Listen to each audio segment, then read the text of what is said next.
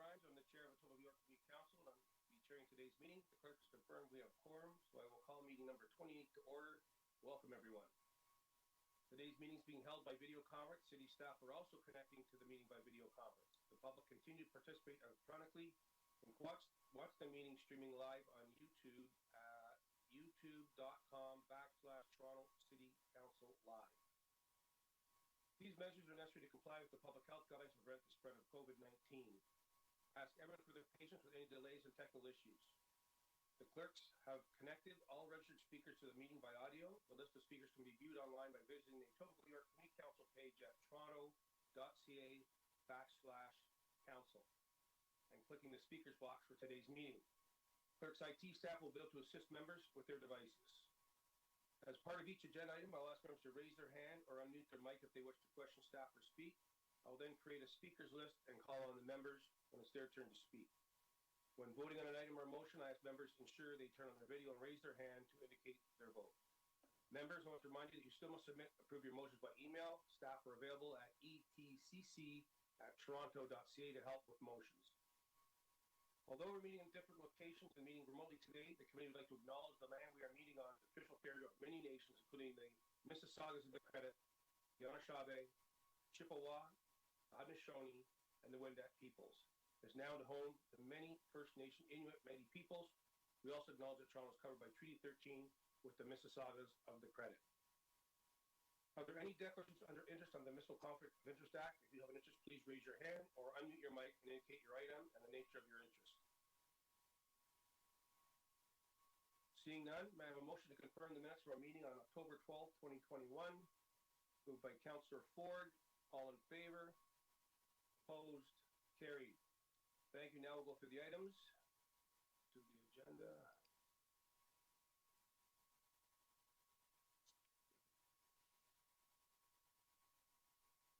(28.1) 54 to 15, 54 to 81, 54, 85, and 54, 87 Dundas Street West, and 15 and 25 Shorncliffe Road, zoning bylaw amendment and draft plan of subdivision application final report. We have speakers at 9:30.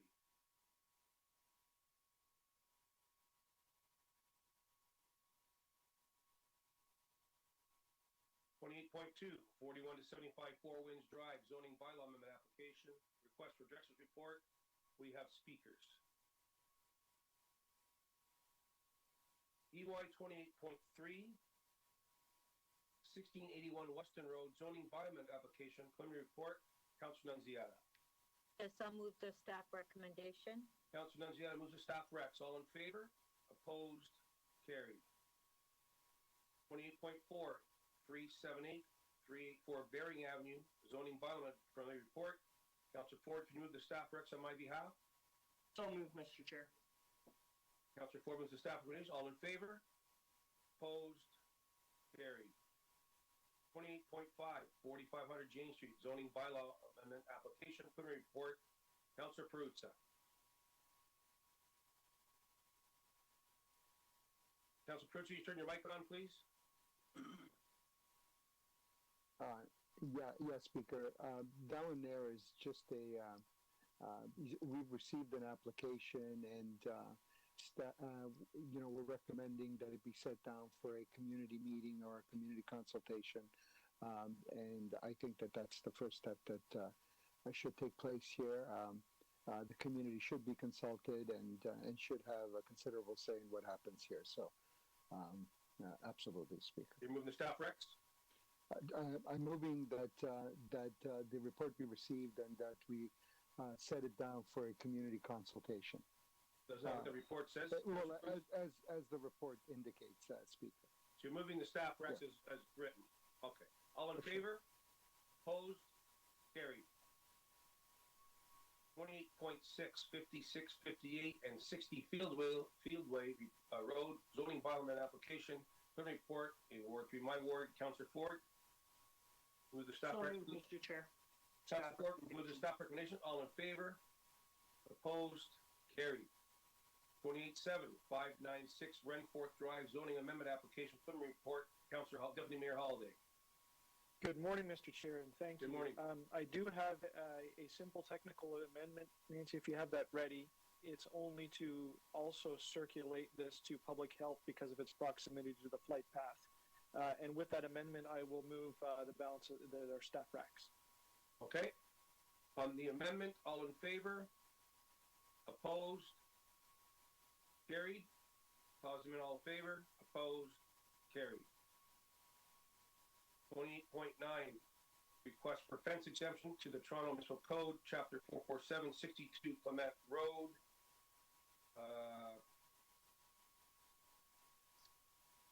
Deputy Mayor Holliday. Oh, sorry, this is time for 9:45. I think we have to hold that down. I think, Mr. Chair, you missed one. You missed number 8. Oh, I'm sorry. Let's go back to 8. 180 Queens Drive, inclusion of the City of Toronto's Heritage Register. Councilor Nunziata.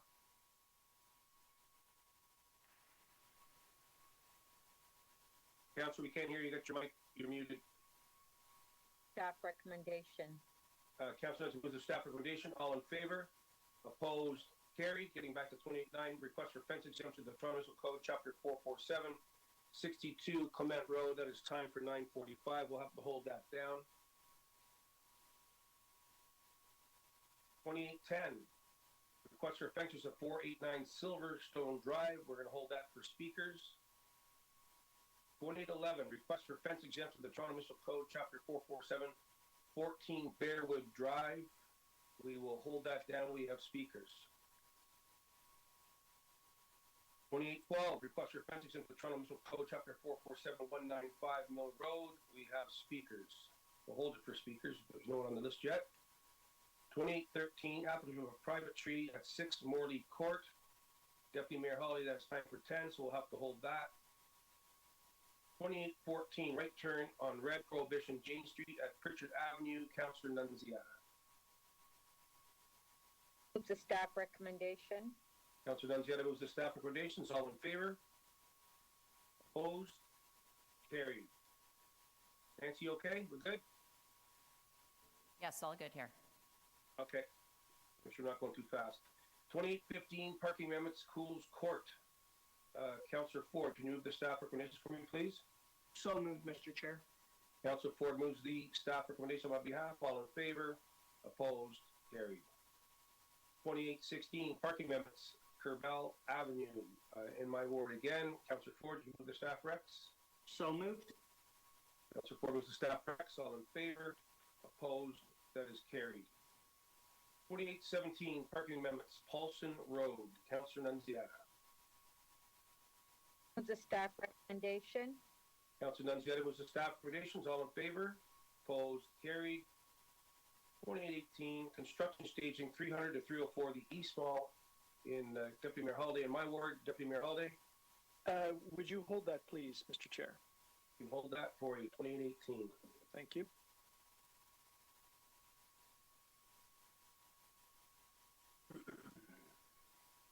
$28.19, change of the Kingsway Business Improvement Area Board of Management in my ward. Councilor Ford.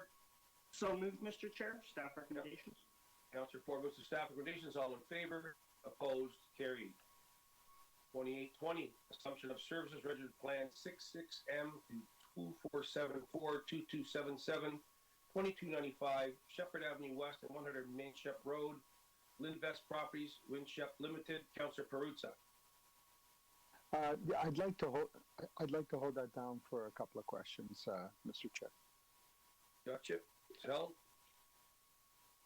2821, designation of fire routes and amendment to Chapter 880, fire routes 10, 15, 20, Brin Avenue. Deputy Mayor Holliday.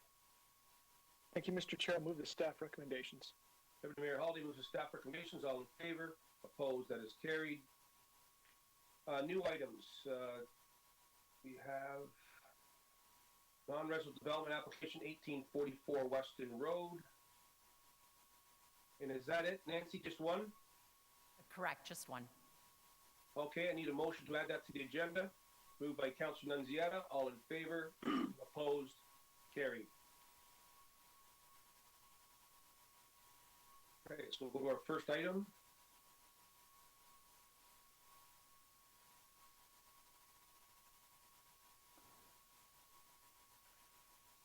Our first item 5415, 5481, 5485, and 5487 Dundas Street West, 15 and 25 Shorncliffe Road. We have two speakers on the list. Our first speaker is Kate Cooper. Kate, are you on the line? Good morning, Mr. Chair. Yes, I am. Good morning, Kate. Welcome, and you have 5 minutes to speak to us this morning. Thank you very much. Good morning, Mr. Chair and members of the Community Council. My name is Kate Cooper. I'm a planner with Bousfields, and I am acting on behalf of Pinnacle International with respect to their property that's located at the southeast corner of Dundas Street West and Shorncliffe Road. First of all, I would like to take a second to thank Planning and Urban Design staff for working so diligently and collaboratively with us throughout this development approvals process. The zoning bylaw amendment and draft plan of subdivision applications that you have before you today are a result of the culmination of years of discussion and collaboration with staff for the assembly of this land. There were previous approvals on these sites back in 2016 for redevelopment. The lands following those approvals were acquired by Pinnacle shortly thereafter, and our team has worked very hard with staff to amend the previous applications to what you have before you today. So the proposed development comprises 6 phases of development, with phase 1, which is already currently under construction. Phase 1 is located at the northwest corner of this block, and it also includes a future public park. The remaining phases would see the redevelopment of the block for a series of mixed-use buildings with a range of heights, with at-grade retail and office uses, specifically in the proposed building at the corner of Dundas Street West and Shorncliffe. So the proposed development provides for significant new public infrastructure and public park space. Contiguous to the parkland that's going to be provided as part of phase 1, land for future public park along Dundas will also be delivered in phase 2, with additional contiguous park in phase 5. At full build-out of this development site, which is in decades from now, this new public park along Dundas Street will be just over 6,600 square meters, which is quite a significant contribution. A new public road network is also proposed, providing access and connectivity through the development site, but also between Dundas and Shorncliffe, as well as west to the Kit District development, which is located immediately adjacent. So additionally, the proposed development is going to provide for 2 privately owned publicly accessible spaces, or POPs, significant landscape and public realm improvements and treatment along all street frontages, both public and private, a large transit reserve along the southern property boundary, which also provides additional landscaped open space and areas for passive recreation, and in addition to public art, which will be dispersed throughout the development block. So all these components that I just mentioned are guided through a site-specific urban design guideline document that was prepared in discussion with urban design staff. The guidelines focus on 5 design themes: community character and identity, public realm and open space, sustainability and green design elements, built form, and site servicing. A Section 37 contribution has been secured with the city, which includes a cash contribution that may be used towards traffic calming, park contributions, childcare and recreation community space, as well as non-profit childcare. So given the site's location in Etobicoke Centre, which we all know has seen significant investment and reinvestment, and which has excellent access to transit, it is our opinion that the proposed development represents an appropriate and exciting development, which will reflect the gateway prominence of the development site within the future Etobicoke Centre and provide much needed public park and public infrastructure. We have reviewed the final staff report prepared by staff. We are fully supportive of the staff recommendations, and I am joined here today by Anson Kwok, who is from Pinnacle, and we would be happy to answer any questions that you may have. Thank you, Kate. So is Anson going to speak separately, or I think Anson will just be here in case there are questions that the committee or the community may have that I might not be able to answer. But he's here in that respect. Thank you. Thank you. Any questions of the deputy? See none. Thanks, Kate. Thank you. Questions of staff? I have some questions of staff. If I can ask, is Angela stay on the line? Morning, Angela. You can hear me? Okay. Good morning, So, Councillor. Angela, Yes. did you see the communication from the Eatonville Residents Association? Did you get that? So there's 3. I haven't got it here in front of it. There was 3 issues. One was height, and I think it was spoken to by the deputy in Ms. Cooper. Back in 2016, there was previous approvals on this on this property, which talked about the height. So I know that one of the resident association has a problem about the heights. Could you maybe talk about the heights? They're looking for a reduction in heights. Sure, no problem. Mr. Chair, as Kate noted, there were already development approvals on the site. The existing height permissions through those bylaws permitted heights of 25 stories along Dundas at a maximum and 30 stories on the southern portion of the site.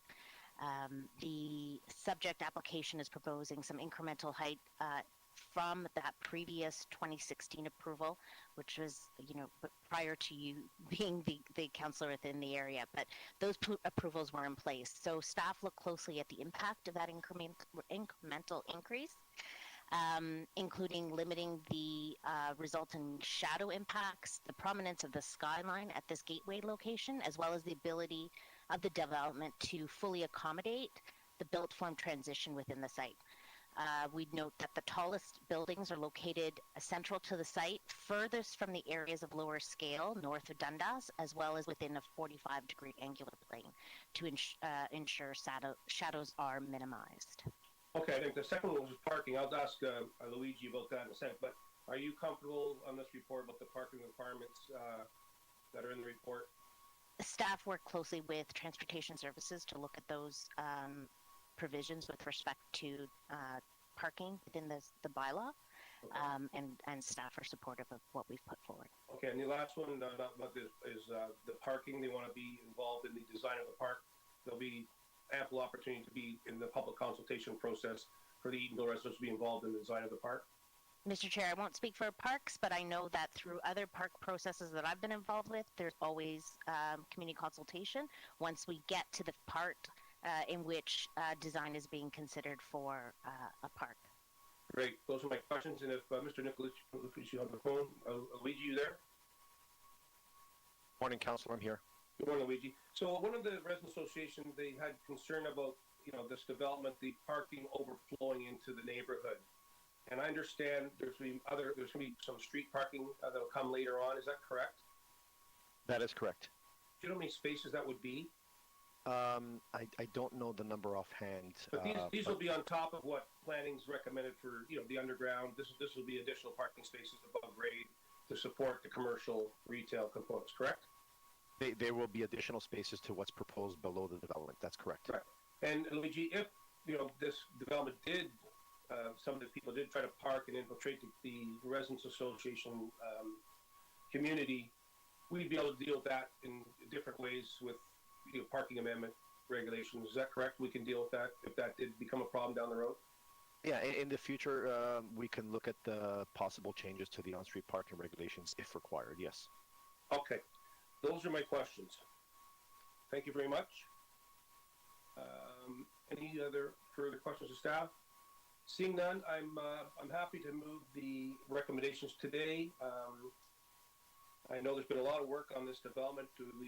Planning did a great job in encouraging the developer to assemble that lot so the corner was taken into account, which has happened.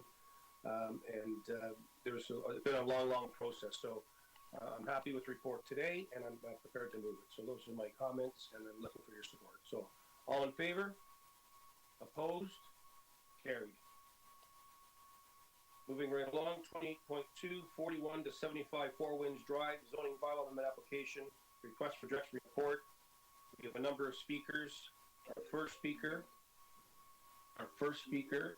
is Janice Jaffe White. Miss White, are you on the line? Yes, I am. Can you hear me? Yes, we can. Good morning and welcome, and you have 5 minutes. Thank you. Thank you. Good morning, council members, members of the public, and others present this morning. My name is Janice Jaffe White, and I am here to support the Director of Community Planning, Etobicoke York District, and our local city councillor regarding this matter being addressed. As you may remember, I deputed on the 41-75 Four Winds Drive application preliminary report at your meeting of March 3rd, 2021. And in advance, you had received my written submission. Many of the numerous issues, concerns, and questions I raised back then persist to this day. Since March, I have met with the applicant and have remained in regular communication with City Planning, York Condominium Corporation number 54, including Integrity Property Management and our Board of Directors, and Councillor Anthony Perusa. Recently, I made contact with the assigned Ontario Land Tribunal case coordinator regarding the case management conference scheduled for December 7th, 2021. And as a follow-up to that telephone conversation, I intend to complete the Ontario Land Tribunal form to request participant status. I became a vocal community member regarding this application because I am a primary stakeholder as a property owner and resident in Ward 7, Humber River, Black Creek, living adjacent to the proposed development site, and also because I know that not everyone impacted by this potential development is actually aware of it, or if aware, feels comfortable or is able to be part of this process or any other process. I have read the city's request for directions report on today's agenda and other documents made available, and I'm here to go on record as saying that myself and my family continue to be unsupportive of this application, which not only proposes a significantly smaller commercial and retail space to serve a much larger population, and not only proposes 3 new buildings of 9 stories, 11 stories, and a completely unacceptable towering 32-story building, but also, which many do not realize, proposes the construction of 2-story townhouses. Yes, that's right. According to the applicant's architectural plans, there are townhouses proposed in addition to high-rise buildings. And if anyone would like to know how many, I'm sorry that I cannot give a definite answer because there seems to be conflicting information in what I have seen. In closing, there is so much wrong with this application that I believe Etobicoke York Community Council needs to fully support the city's report for action and its recommendations, including taking any steps necessary to oppose the applicant's appeal at the Ontario Land Tribunal. In doing so, you would be representing the best interests of our community and sending the strongest message possible to all parties involved. Thank you very much. Thank you. Any questions to the deputy? Seeing none, thank you very much. Our next speaker is a member of Provincial Parliament from Humber River, Black Creek, Tom Rokovich. Tom on the line? I am. Good morning. Thank you very much. Good morning, Tom. Welcome. You have 5 minutes, my friend. Nice to see you all again. I just wanted to first thank our local councillor who's been very strong on this file and providing the information and fighting it on behalf of the community, as well as city planning and certainly the members of the community that we just heard, Janice, that have been in opposition to this application. I'm here to urge you to vote to send the city solicitor to fight this in the tribunal. I won't get into too many details because I think you know them very well, but ultimately this development is far beyond the heights expected in this area. It goes far beyond the densities. It reduces the commercial aspect of what's there by, it's basically a third of what it is. And we certainly need more commercial grocery stores and other amenities as such, as opposed to just adding a lot of density. So I do believe that redevelopment should be responsible. It should improve and revitalize the area, and I don't believe that that's what this does here. So I'm here in support of the community who are very much against this, and I hope that you will, in fact, direct the city solicitor to oppose this in the tribunal. Thank you, Tom. Any questions of the deputy? Seeing none, thank you very much. Thank you. Our next speaker, Errol Young.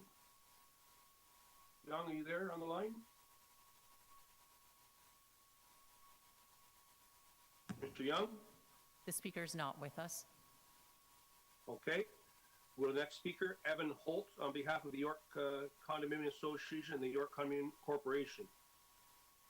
Good morning. Good morning, Mr. Holt. Welcome. You have 5 minutes to speak to us this morning. Thank you.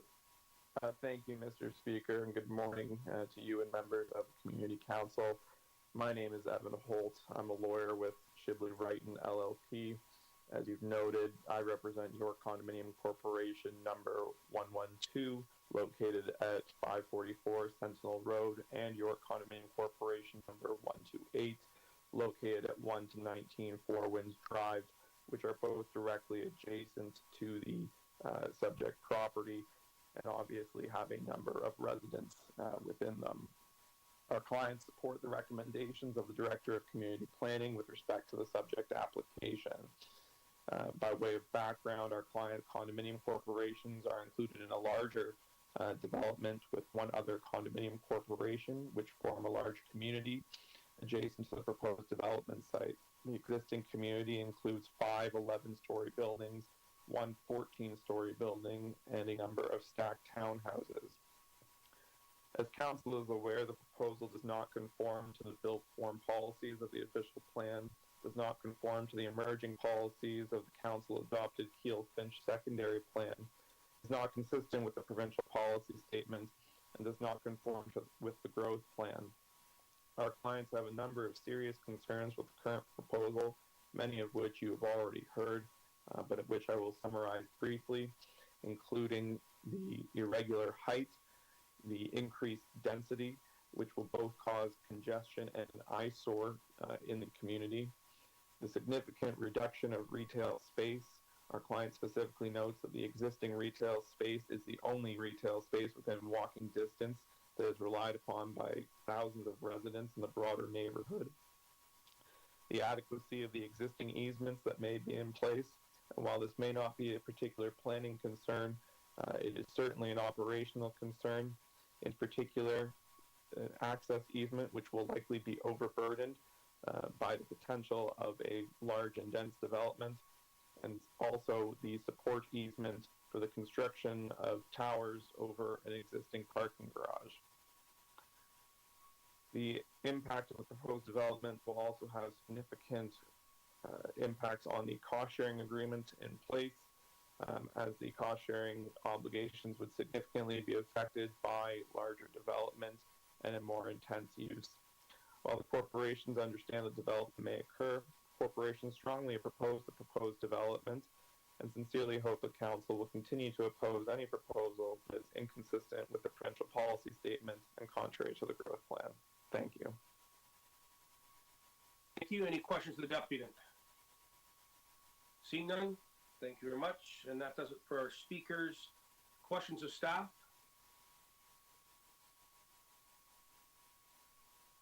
Seeing none, speakers, Councillor Peruzza. Thank you very much, Mr. Chair. I think the speakers this morning, I want to thank all three of them for attending this morning, both Janice, Tom, and Evan. I think they pretty much encapsulate what's happening here.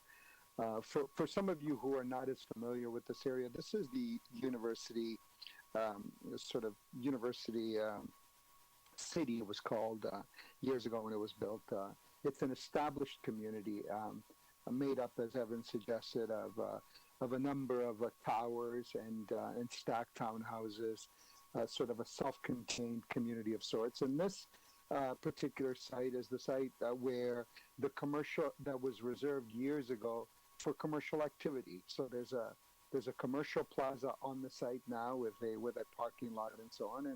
And this is very much sort of an infill housing application. And of course, the applicant has every right to bring forward such an application. But we need to understand that both the subway and to some degree the LRT at Keel-Finch have caused a secondary plan to be developed for that area. So our planners went out at considerable expense and have conducted a number of studies over the years and proposed a secondary plan of which these lands are part of. They were part of that review.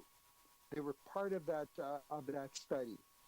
And that secondary plan envisions a considerable amount of growth in and around the subway station and in and around that community, in that neighborhood. But it also looked at these particular lands and said, you know what, these are sort of on the limits here, and there's an established neighborhood, and there's some things that can happen here,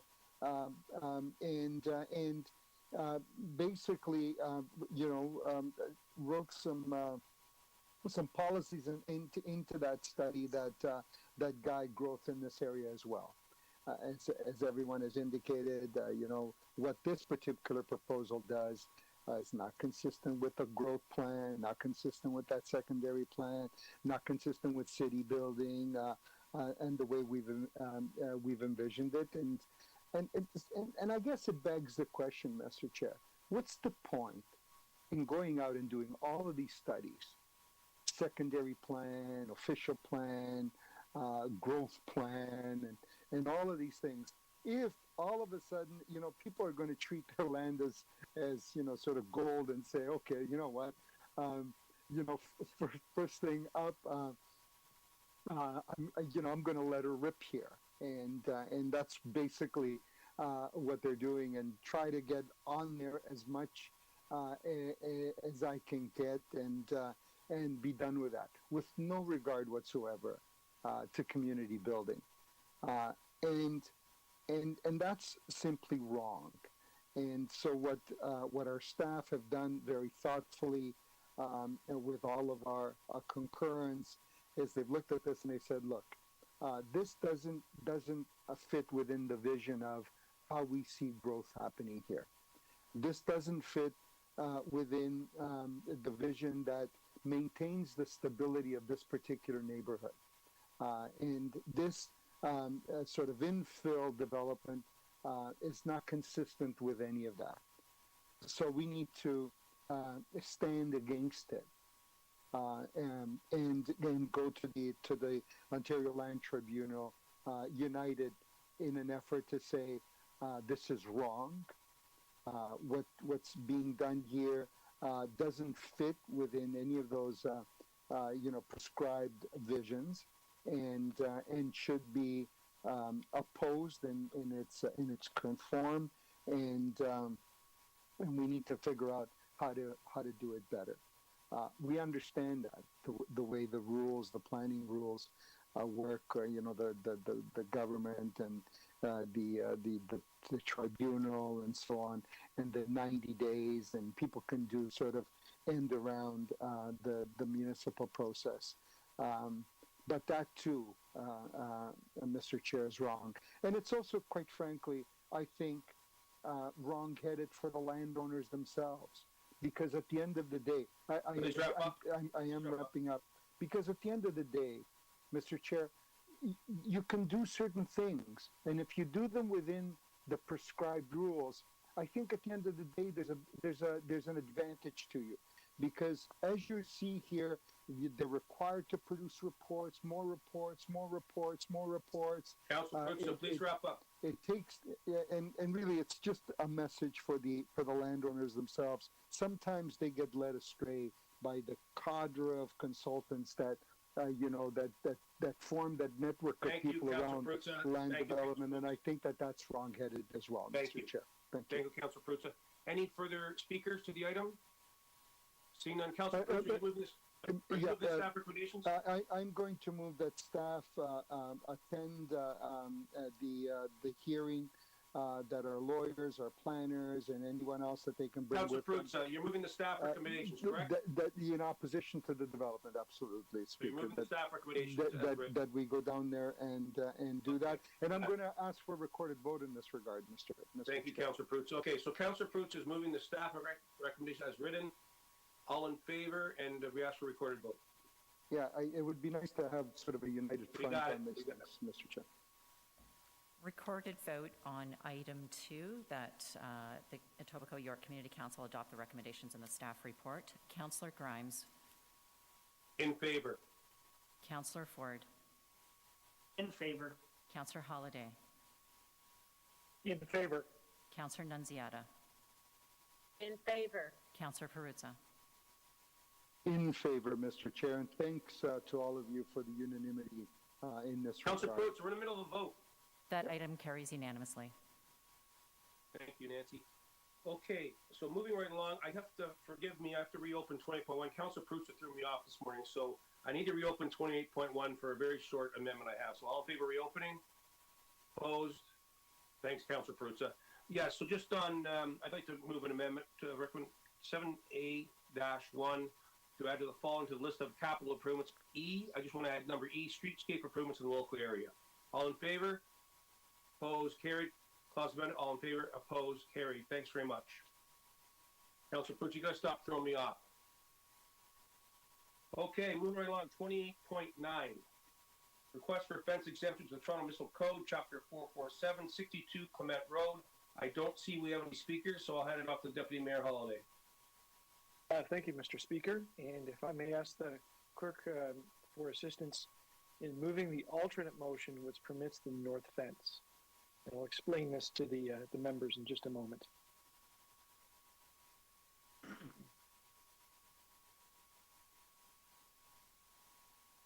It's before us, Okay. Deputy Mayor. Yep. Thank you very much. So, members, you may recall that this came before the Community Council a few times, and I needed a bit of time to work through this. Like some of the files that we see at Community Council, this one is extremely complicated, and there are sources of conflict between individuals involved. In this particular case, the homeowners built a fence, and you may recall seeing the picture where they built a traditional wooden fence, and then they put a layer of lattice, like you see on a lot of fences, and that already exceeded the height that was allowed. And then they put another layer of lattice on top of that, which took it way over the height that was allowed. There were concerns of privacy expressed, and I have spent quite a bit of time dealing with a number of individuals, all expressing different things to me. I have spoken to the homeowner. It is their desire to keep the fence as is. However, due to the circumstances in the neighborhood, I am going to ask that the fence be lowered on 3 sides of the yard. That is the south side, the east, and the west. And I'm going to ask them to lower it by removing the top piece of lattice, and they can keep the middle piece of lattice, and that brings the fence to a total height of 2.08 meters. And that's the top rail. And I'll just indicate to staff listening that the 2.08 meters is the best measurement I could get. And the intention is to just grant it to that top edge of lattice because, that's a practical break point. Just before the meeting, I received 2 letters of consent which show that the property owners to the north, the ones at the backyard, were okay with the height of the fence. So I've changed that to allow the north fence to remain as is. And the last component of the motion, of course, just asks staff to allow some grace for this individual because of the construction required to resolve this a number of months, to take into account weather, building materials, and the applicant's personal circumstances. And I would just summarize to say I've done my absolute best to try to sort this out, knowing that there's conflict at the heart of all of this, conflict that I cannot solve as a member of council, but I do have a reasonable ability to enforce the community standards, which is really what is all that's left at the end of this. And to bring those fences down, but also give a little bit of relief to the homeowner to allow them something a little bit taller so that it is aesthetically pleasing and it is constructible. I hope that this tries to settle things down for a little while. I hope there is some peace on the street, and I will ask you members to support me in this outcome. It is the best I can do with what I've got. And I thank everyone that has spoken to me. I regret nobody came before council to offer their opinion, but I do thank those involved. Thank you, Deputy Mayor Holliday. Any further speakers? Seeing none, Councillor Deputy Mayor Holliday's motion was on the screen there. All in favor? Opposed? That is carried. Moving right along, 28.9. Dealt with 28.10. Request for fence exemption 489 Silverstone Drive. We have 3 speakers. Our first speaker, Gondrith Gandhi. Gandhi, are you on the phone? Yes. Oh, good morning, sir. Welcome. You have 5 minutes to speak with this morning. Thank you. Morning, sir. Welcome. Thank you for listening to this matter from you and all of the councillors. I'm here because the regulation of the city is to have 2 meters of fence on neighbor, right? The neighbor had made this fence before higher than 2 meters. We had complained to the city, and he actually removed the extra height, leaving 2 sections with height above, clearly not following the city's regulation. And now he has went on to do it now again with the lattices, raising high above the fence. He's also put electric wires. I don't know if they're live, but he's running them on the fence. That's against the city rules. And there's a gap between the city fence and his fence, and there's weed that is growing and coming over on our side, and he reaches over and he cuts whatever he can and throw them right back into our yard. I have proof of this, along with stones and what else he can throw in the yard. I'm not sure of that, but he clearly disregards the city regulation, and he's been doing this for a while. He's not following the guideline that is set out by the city. We had installed a camera at the back because of raccoon in the area, and we wanted to know who was doing this. Turns out we have proof that it's him being throwing weed in our yard. This is against the city regulation. I have no reason to be here, because had he been following the guidelines of the city, we will not be here. I have a job to go to. Okay? And I don't understand, if the city has asked him to stay within regulation, why do I have to come up here to prove myself again? Okay, thank you, sir. Any questions of the Deputy Councillor Ford? Question. Thank you very much, Mr. Chair, thank you for coming in front of the committee this morning. So I just have a couple questions for you. Is your residing address at 491? Correct. Silverstone? Correct. Okay. So you're the direct neighbor to the applicant for the fence exemption. Yes. So you started off your deputation saying that originally the neighbor put up a fence much higher, and you requested him to take it down, which he did. It was above the regulation of the city, 6 foot, I believe, and he had cut and remained and left 2 sections above the height. So not completely using the regulation to the height. Okay, and then he did take that down, correct? Not all of it, partial. Partial. Yes. Okay. And when was that originally? About a year ago. A year. Okay. And then you said there's some electric wires. In all communications on this item, including the staff report, I have not seen any wiring along the fence. Is that still there? Was that? Yes, it is. That's correct. It is still there, and we have pictures. It's currently still up. Yes, we have pictures of it. I don't know what the purpose of it. Okay, all right.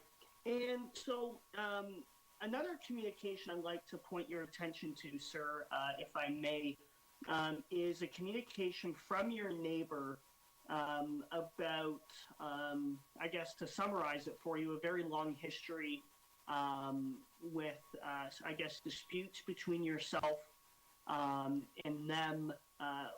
Multiple times the police have been called. Can you please just summarize for the committee what that's all about in your comment on that? Yes. did not know the regulation of the city.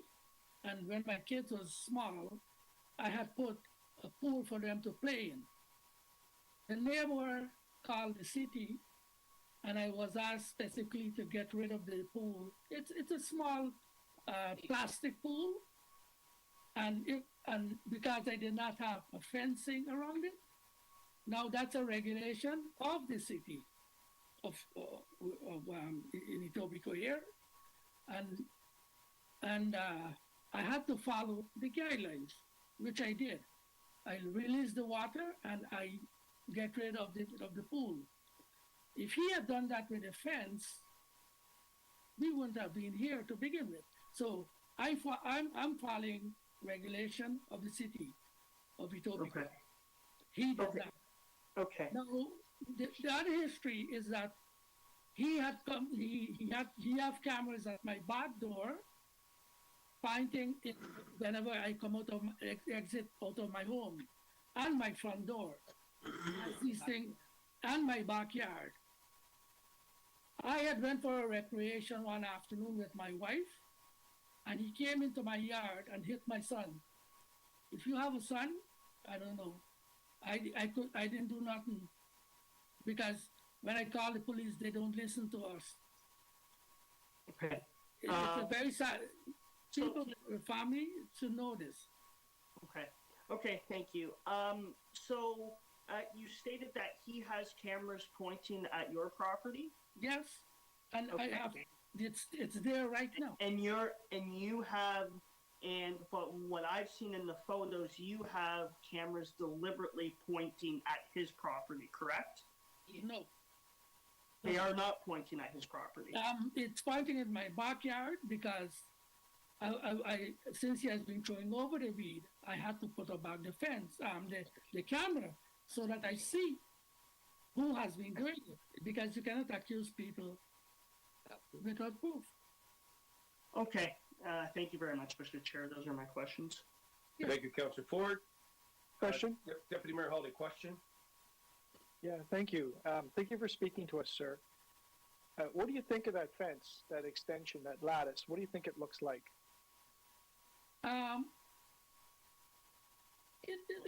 It's a foot higher. No, but does it look nice, or is it No. ugly, or what? It looks ugly. I see. It looks ugly. I agree. And I agree. I don't know what But- goes on beyond that. Why do you think he put it up? I have no, to hide whatever he does in his yard, which From who? we are not interested in knowing. But hide from who? That's what I would like to figure out. Did you see the report that they got sent to the councillors? It's online. No, I did not read it. You should. It's got a picture taken from his patio in the back. Mhm. And you know what's looking at you right in the eyes is a camera. The reason that there's a camera looking at, because I'm protecting myself, because he has been throwing stones into the yard. There are stones that have been thrown into my yard as well. I appreciate Tree that. branches, But that is not, the tree is not in my yard. He cuts it and throws it into my yard.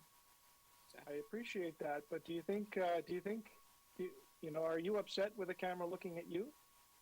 No, Okay.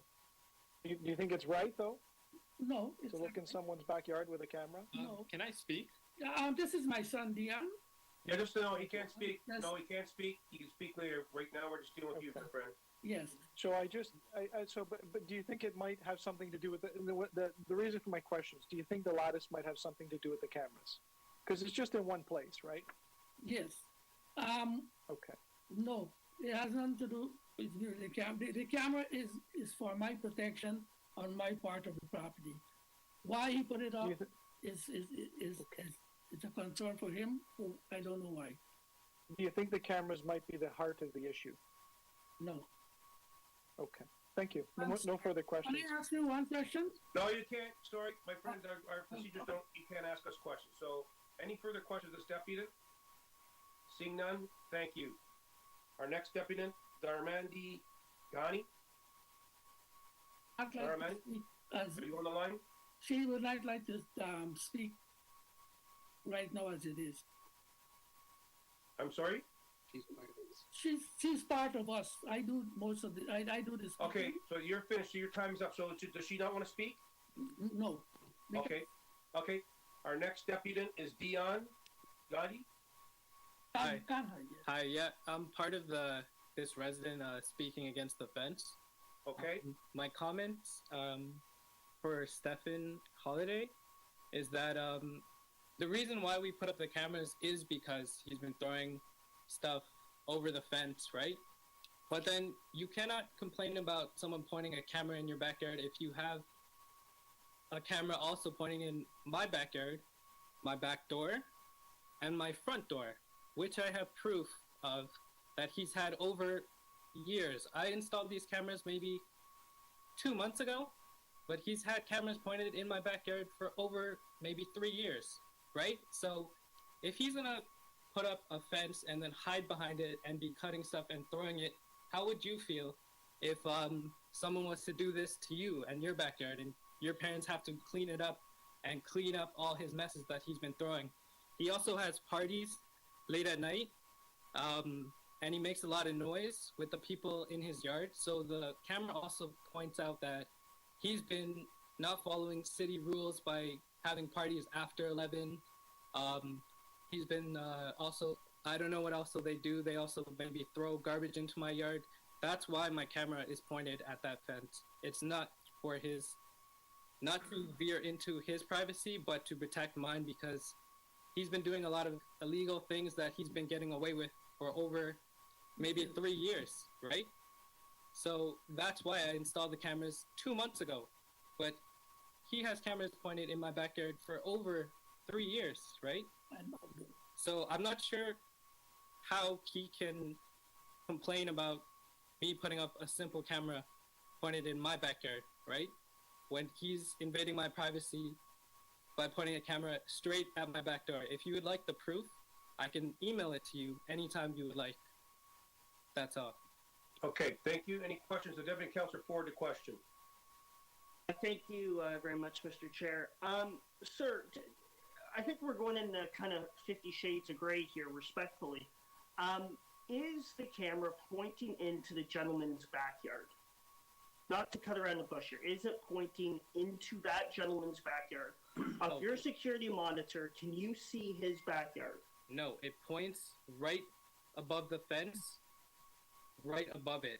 Just a little above it, because he's been reaching over. So I needed to know who has been doing this. I actually caught him on the camera because it's just above it. That's it. So, again, Mr. Chair, I don't want to come splitting hairs here, but I think the committee, from my earlier questions to Councillor Holiday's questions to now, keep changing. I'm sure your father mentioned to the committee when I asked that question that it wasn't. It's same as what you were saying to us. But then, in response to Councillor Holiday's questions, you were looking for raccoons.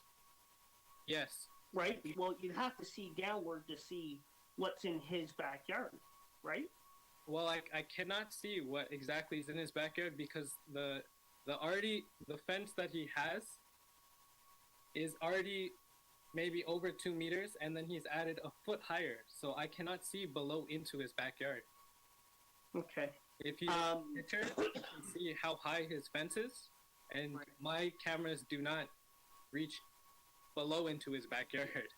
Okay. That's ridiculous. I think as the question was put by Deputy Mayor Holiday, have you seen the report before the committee that we have seen? No.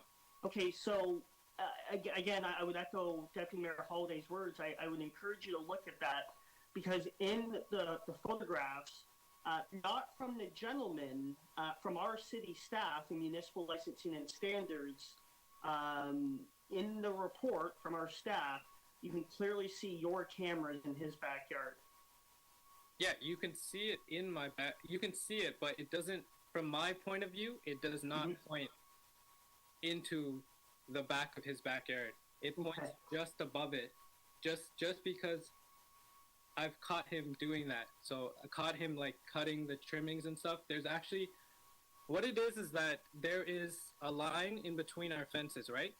and then he has built a fence behind that, and there is stuff that grows in between that. I guess like it's like a tree and a bunch of weeds and a bunch of clippings. He's actually been reaching over and then cutting them and then throwing them into my yard. So I put it just to see right above it. I cannot see like clearly into his backyard or over it or the grass in it. I can't see any of that. All I can see is right above it, so that I could catch him doing this or catch whoever has been doing this. Luckily, I put it and I caught him, right? That's what I'm trying to explain. It does not. He could see it if he goes all the way probably back and takes a far enough picture. He can see it, right? He can see my camera because it's pretty up high. But I cannot see the view into like past that little height that I can see. Okay. All right. Thank you very much for your deputation. Thank you. Any further questions, Deputy? No, I have a question of staff. Okay, so let's just, so questions of staff. Councillor Ford. Thank you very much. Actually, sorry, just on a point of order. Before I begin, just a question to the clerks or to the chair, to the clerks. Is the homeowner deputing in front of us? No, that's it, Councillor Ford. That's all I had on the list. Only 3 speakers. Okay. This is the clerk. Okay. There are no additional deputants registered for this current item. Okay. Thank you very much. Okay, so questions to staff, Mr. Chair. Thank you. Floor is yours, Councillor Ford. Thank you. So to our MLS staff, have you been on site at the property in question? I've seen from your report on both sides of the fence. Yes, our staff attended there, and they took pictures from both sides just to give a perspective of the height of the fence. Mm-hmm. The fence is in compliance up to the top rail, and then in addition to that is the lattice, what you see, and that is what the fence exemption was written on, and the positioning of where the camera is located.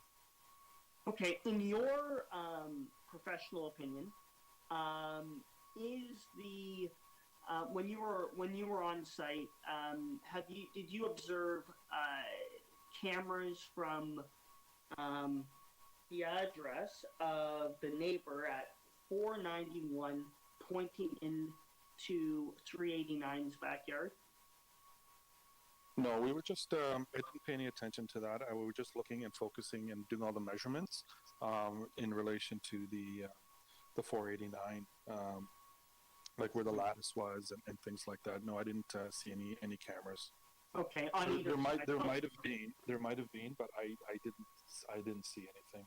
Okay, so my question would have been, did you observe anything at 389 into 491's backyard? But I assume the answer is no, correct? Yes, Councillor, that's correct. Okay, and I think just in general, is it I wouldn't say customary, but have community councils approved lattices or fence exemptions in general because of people's privacy and cameras pointing into their yard? Yes, they have. Okay. All right. Thank you very much. Those are my questions, Mr. Chair. Thank you, Councillor Ford. Councillor Pritchard, a question? Yeah, it really is more of a building code question. So for example, buildings doesn't allow windows. Like if somebody were building a new home, you don't allow windows to be opened that look onto a neighbor's backyard or look onto a neighbor's directly into the neighbor's property, correct? In most cases, yes? Yeah, I can't answer that question, Councillor, because I'm not with Toronto Buildings, and I don't know what their scope would be in terms of placement of windows adjacent to properties or the distance from one window to the adjacent property. Okay. There's nobody, Mr. Chair, there's nobody here from buildings, correct? There should be, Councillor Pritchard. So can I just direct my question to somebody from buildings then?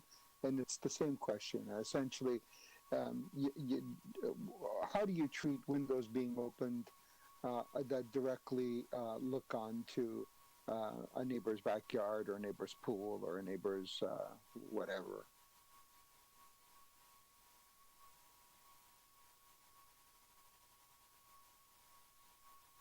Mr. Chair, maybe you might need to call waiting to see if somebody's on the line. Yeah. There's somebody on there for buildings?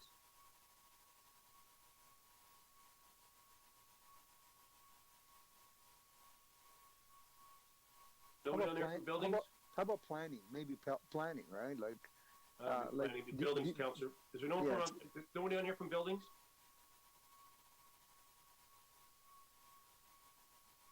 Nancy, do you know?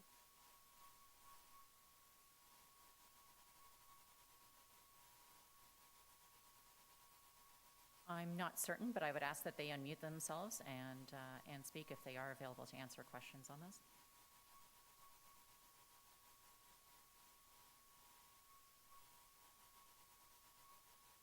Can anybody answer this question? Any staff on here? Well, okay, Mr. Chair, I'll tell you why I asked that question. Because it's more than likely, almost 99.9% certain of the answer. Don't ask a question if you don't more or less know the answer. The answer is no. We don't allow, or buildings rather, not we, not us, but buildings doesn't allow windows to be opened on that look onto a neighbor's property. We're not on speakers yet, right? Right, Mr. No, Mr. no, Chair? we're on questions. Yeah. So that's essentially my question, and I don't know if there's anybody that can answer that question. You want to set it down or something? I'm we can do that. For directions to you. Maybe Councillor Ford can ask the question, or maybe Councillor Holiday can ask the question. Well, that's not in our process. So we okay. want to hold it down for that question. I don't know if we need to, but we'll see if we can find something from buildings. In the meantime, I'll go to Councillor Dundas.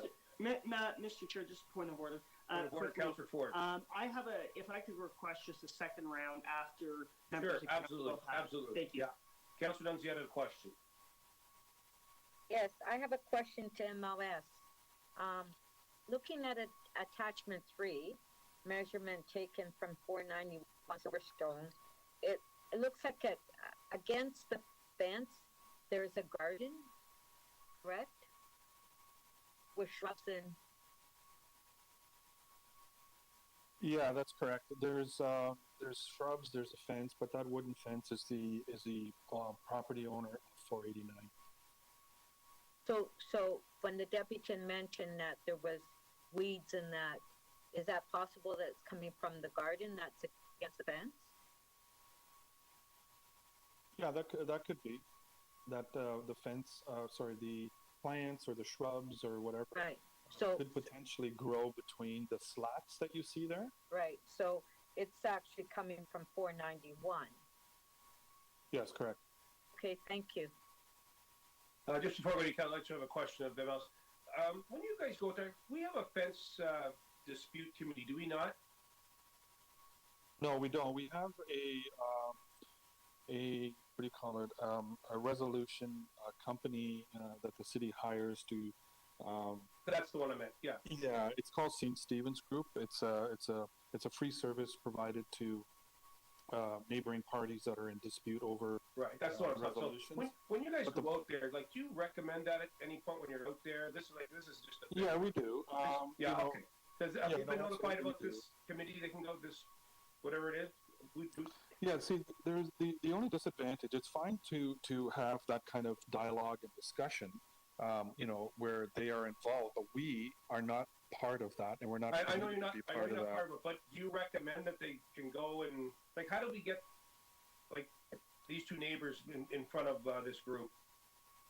How do they find out about how they know about we can ask both neighbors, but if one of the parties, one of the neighbors are not willing to. Well, I understand that, but do you recommend to both neighbors when you come out here and you can see this as a bitter neighbor dispute? Do you recommend this? Did you recommend this to these two parties at all? No, we didn't recommend it, Okay. but we can. So yeah, we can do that. Well, I'll Sure. leave that to Councillor Ford, but I think they should be. And the other question was, maybe Mr. Siriano can answer. I think there's a couple motions moved over the last few years. I don't know if you can answer it or on cameras pointing in neighbors' backyards. I thought we were looking at that. There was a motion, I think probably a couple of years ago, we moved a motion about cameras pointing into people's backyards. Does anyone know where that is and what happened with that? Good morning, Councillor. Through you, Mr. Chair. I'm not aware of the status of that motion. I can happily look into that and report back. Yeah, I'm just sort of throwing in the bus on now. I just know it was out there, and I don't know whatever happened to it. So, those are my questions. And I'm going to go back to Councillor Ford for a second round. Councillor Ford? Thank you very much, Mr. Chair. Just two other questions for MLS. The deputant earlier on mentioned something to do with wiring around the property line on the fence. Did we see any of that when we were out there? No, at the time of the inspection, no, we didn't see any wires. It might have been after, but no, we didn't see anything. Okay, and I guess my last question. So, as it currently is, yes, it's aesthetically not pleasing to look at, in my humble opinion. But having said that, if this were to be granted before us, this gentleman could make the fence, I would say, categorize it more appealing, and run it the entire fence, right? The bylaw will let him do that if this is granted. Yeah, correct. But it would have to come collectively from council, to say that for, just kind of paraphrasing, but something along for the aesthetics, for the entire length of the fence to be uniform. Yeah, no, okay, maybe that's something, so it could be stipulated that it's uniform. It could be. Yes, correct. It's just that this particular fence exemption was just, drawn up or drafted and submitted based on what was submitted to us. However, if the owner of 489 chooses to run that entire length, then he can just, supply some additional diagrams, etc. We have all the length of the fence and stuff like that, so just maybe some additional input as to what he wants to do with the fence. Okay, sorry, I have one more question now. So in the communication submitted to the committee from the homeowner, have you had a chance to look at that, Alistair? There is page 8, there's a form there that says, what is it? It's pretty much a form that says to keep the peace, which has been signed by the parties here back in 2010. Is that what you were referring to in terms of like neighbor mediation?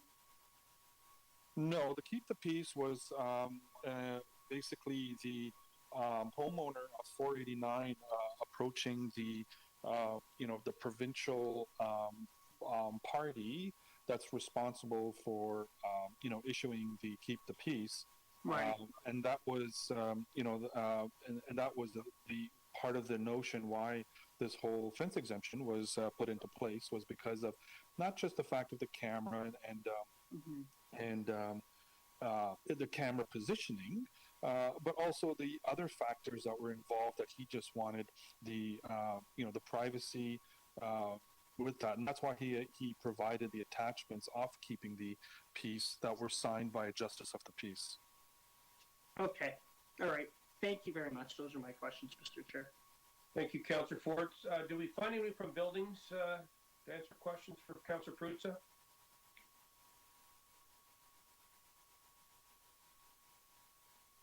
So, Councillor Pruzza, we're in your hands. Got no one from buildings on the call, so I don't know if that's going to make a difference or not. I'm happy to speak to it for like 2 minutes, conversely.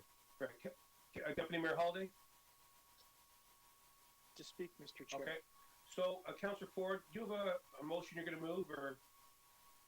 Are you Yeah, ready? Are you ready to speak now or no? I'm not ready to speak yet, Mr. Chairman. Okay. Are you okay with Are you okay with going last? Yes, I am. Okay, but you're gonna have a motion coming forward. Yes, I will. I would like to hear my colleagues' comments on this. Okay. Thank you. Councillor Pritchard to speak, and then Deputy Mayor Holiday. Councillor Pritchard. Thanks, Mr. Speaker. Mr. Speaker, so I asked the question about the windows because I know the answer. The answer is no, they don't. They don't want windows opening onto somebody else's backyard or directly into somebody else's backyard or directly into somebody else's side yard or anywhere else on somebody else's property.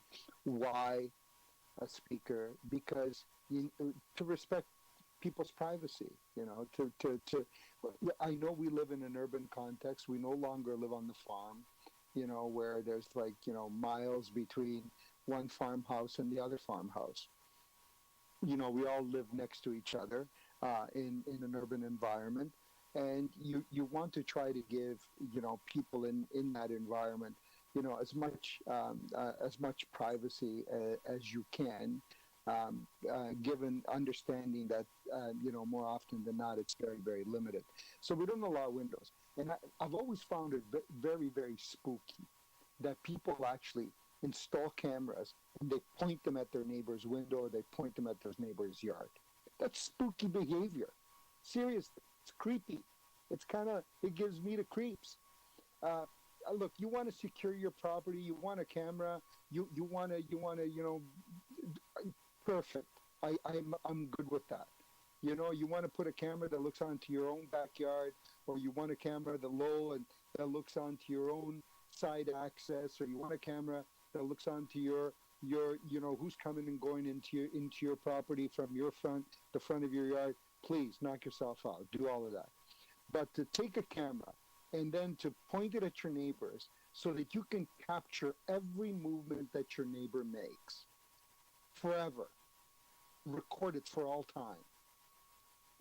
Right? I find that absolutely bizarre and creepy, and we need to find a way to get at that and deal with that.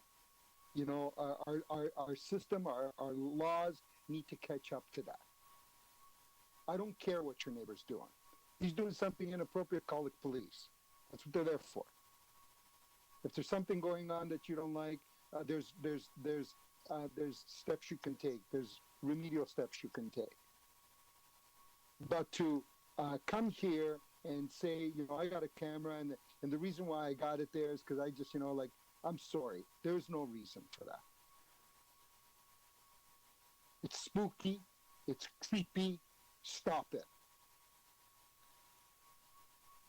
Thank you, Councillor Pritchard. Deputy Mayor Holiday to speak. Thank you, Chair Grimes. Hopefully Deputy Mayor Holiday, I do appreciate calling me the speaker, Councillor Pritchard, but there's only one speaker. I think we all agree. It's she's sitting beside you on my screen. It's that's Councillor Nunziata. Is the only speaker, really, right, Councillor Nunziata? Deputy Mayor Holiday, the floor is yours. Thank you, Mr. Chair. I hope the homeowners are still on the call, and I really hope that the homeowner at 489 is also on the call. I acknowledge I asked some tough questions of the residents at 491, and they answered. And I really understand the position. I would like to have asked some very tough questions of the owner at 489 as well. But I was alarmed that nobody had read the report. That's kind of the base. So just so people know, this is online. This is for the world to see. It is part of the public record. And this is what council looks at when they deal with this particular item. And in the report are some very helpful pictures. I'll show you the first one. I'm gonna do my best here because I can't put it on the screen, but that's presumably the deck at 489. And look what you got right here. Camera location. And there's a camera staring right at you. So I get it. I get why the lattice is there. And I'm looking at the lattice, and I'm like, look at this nice fence, and then there's this piece of lattice stuck up there. Why would the person do that? However, there's a very telling picture on the other side that I would like to have asked about. That's the last picture. And what do you see there? It's hard to see on a camera, but look at that. There's a camera looking back into this yard. if you ask my opinion, now I don't know the timing of all of these things, but if you want to see the root cause of the whole problem, it's that right there. I would be highly, highly disturbed if I had somebody pointing a camera into my backyard. And, you know, is it above the fence, below the fence? Well, look, you know, if you're standing on the deck, you can see it. It's like looking at somebody right in the eyes. It's staring right back at you.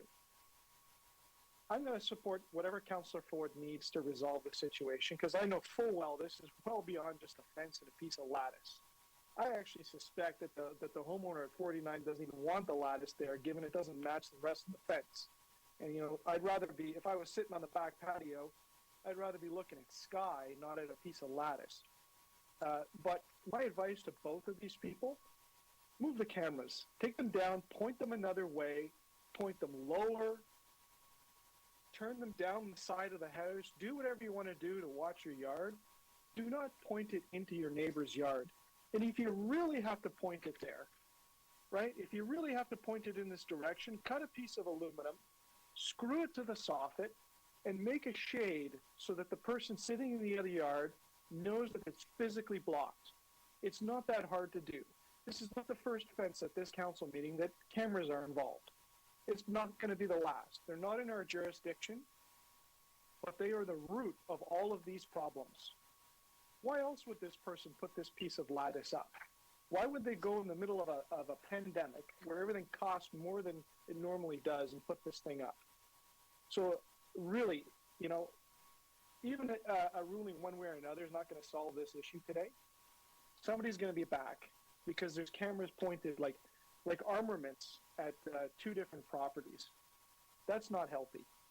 I really hope these people can sort this out. I hope somebody can be the catalyst for change and take their camera and turn it the other way.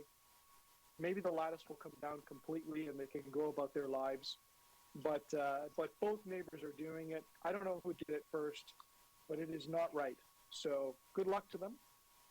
And I wanted to make sure that everyone understands that I think this council has seen this enough times that we understand what's happening here. And it's those cameras that are the start of the problem.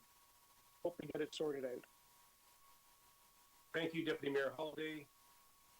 I was going to speak, but I'll just leave the Councillor Ford. Deputy Mayor Holiday said it all. I know I'm going to speak. I'm going to speak. So, Councillor Ford, God bless you, in a tough situation here, but this is a perfect example of tit for tat. You know, raccoons, watering on the fences. There's more to it than we're seeing here today. And, you know, there's some prior history here. I don't think this council's going to solve, but that's not our job here to be the police.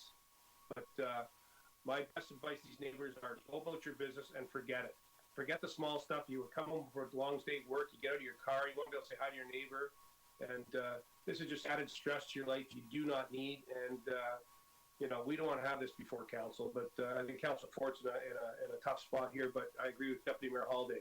If I had a camera pointed in I'd be very uncomfortable, and Councillor Poots is right. It's creepy, and I wouldn't want it also. So those are my comments. I don't think we're going to solve it here today as this community council, but I'll hand it over to our good friend, Councillor Ford. Thank you very much, Mr. Chair. So I'm going to place a motion to defer to next day.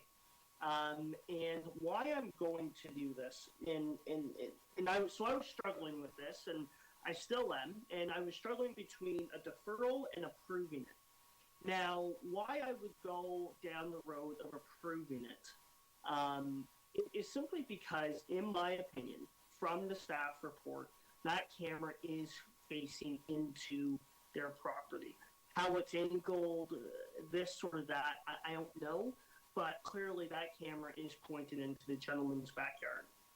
As Deputy Mayor Holiday pointed out, rightfully so, you do see cameras pointing in from 489 into 491's backyard. So look, that's as equally as concerning to me one way or another.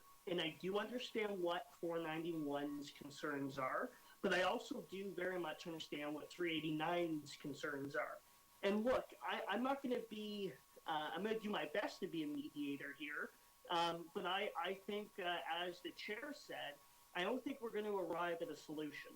And I also don't think that me or community council approving this fence as constructed is going to be an answer either. I think it's just going to continue to escalate.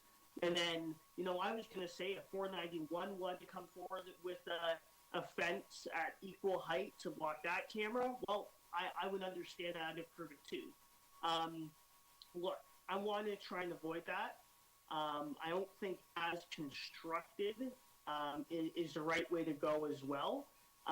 So really, I want to echo my colleagues' sentiments here and just encourage the neighbors to try and work with one another here and try and de-escalate this, because I don't think it's going to be de-escalated by doing it this way.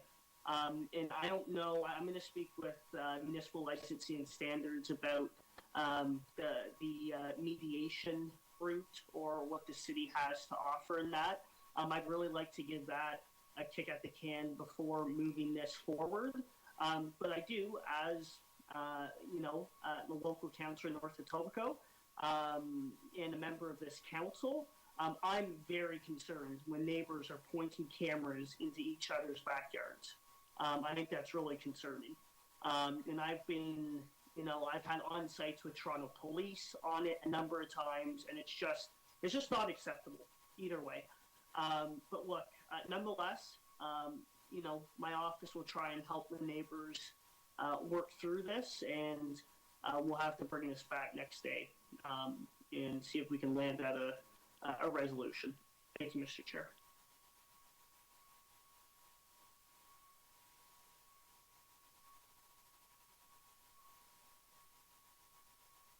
Mr. Chair, you're muted. Oh, there. Yeah, I'm going to be supporting deferral, Council. I'm just going to ask staff, when it comes back the next day, can we maybe find out where we are with these cameras pointing in people's backyards? I know it was before council a couple years ago, but it'd be great if we can, have a condition where we have their cameras removed. I don't know if we can do that or not, but we can look at that. So, Councillor Nunziata? Thank you. Just a brief comment. I agree with my colleagues, and I will both be supporting the deferral. I would ask that Councillor Ford, when it does come back to Community Council, if you can ask the owner, 489, to attend as well, because I think it's important that we're able to ask that homeowner questions as well. So if you can get him, the couple or whoever owns the home, to attend the meeting, it would be greatly appreciated. Mr. Chair, can I question the mover just because I want to helpful comment? Go ahead. Councillor Ford, would it be your expectation that when staff come back with the deferral, if they come with extra information like was talked about, do you think it would be helpful if council knew if either of the neighbors took a step to actually turn one of their cameras or move it, as helpful information to this community council about people taking the right step? Do you think that would be helpful if staff did that? I think it would, Deputy Mayor, and I was going to touch base with staff offline, probably in the coming days, to maybe do an on-site meeting or have MLS to go back out and look at some of the concerns the committee has shared, along with myself, around different types of fencing, pointing of the cameras, to get a better picture for committee. But my hope is that we can come back with a de-escalated situation and proceed from there.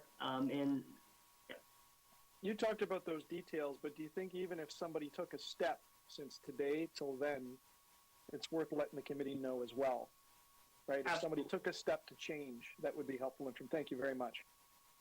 I agree. Okay. Councillor Ford is moving deferral till next day. All in favor? Opposed? Carried.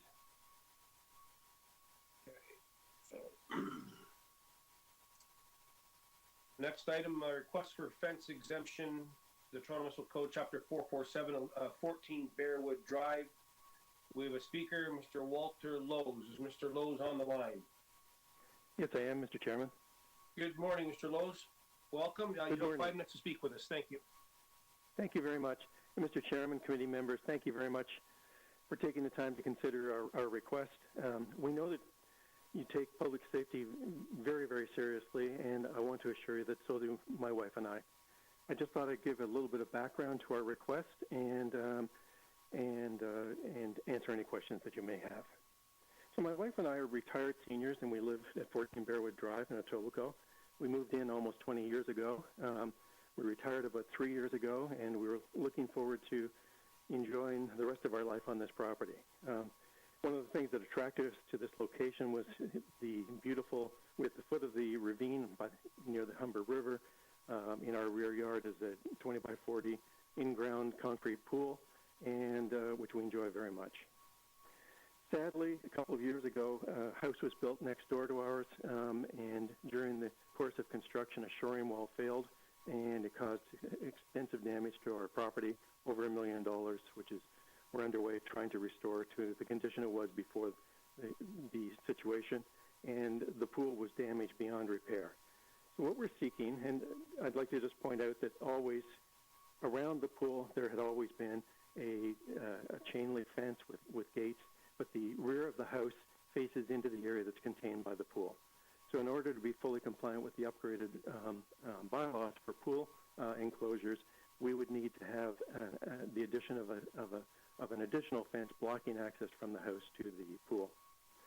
I'd like to point out that, again, the pool was put in place in 1971, and we're simply seeking to restore it to the condition it was before the damage that was caused, by an act of God beyond our control.